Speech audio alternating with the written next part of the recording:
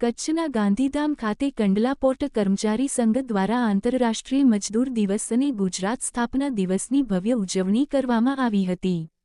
ગોપાલપુરી સ્થિત staff club ખાતે યોજાયેલા આ કાર્યક્રમમાં સામાન્ય સભા સાથે સાંસ્કૃતિક કાર્યક્રમનું પણ આયોજન કરવામાં આવ્યું હતું. કાર્યક્રમનું નેતૃત્વ કે.એસ. ના પ્રમુખ શ્રી રાણાભાઈ વિસરિયાના માર્ગદર્શન હેઠળ કરવામાં આવ્યું.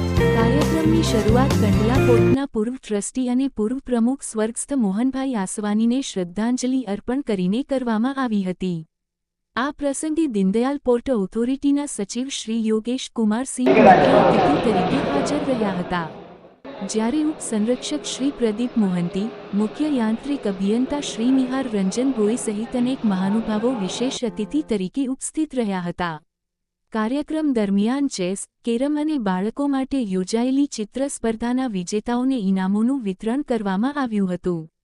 ચિત્ર સ્પર્ધામાં નાના બાળકોમાં શ્રેયાંશ કુંડુએ પ્રથમ સ્થાન મેળવ્યું હતું, જ્યારે મોટા ગ્રુપમાં અનિમેશ મંડલ પ્રથમ સ્થાને રહ્યા હતા. ચેસ સ્પર્ધામાં નિકુંજ સોલંકી વિજેતા બન્યા હતા, તો કેરમ સ્પર્ધામાં કિરણ ગઢવીએ પ્રથમ સ્થાન મેળવ્યું હતું. કાર્યક્રમમાં વિવિધ સ્પર્ધાઓના નિર્ણાયકો તેમજ આયોજકોનું પણ સન્માન કરવામાં આવ્યું હતું. કાર્યક્રમનું સંચાલન શ્રીમતી હનીફા અંસારી દ્વારા કરવામાં આવ્યું હતું અને સમગ્ર કાર્યક્રમને સફળ બનાવવા સંઘના હોદ્દેદારો તથા કાર્યકરોએ જહેમત ઉઠાવી હતી.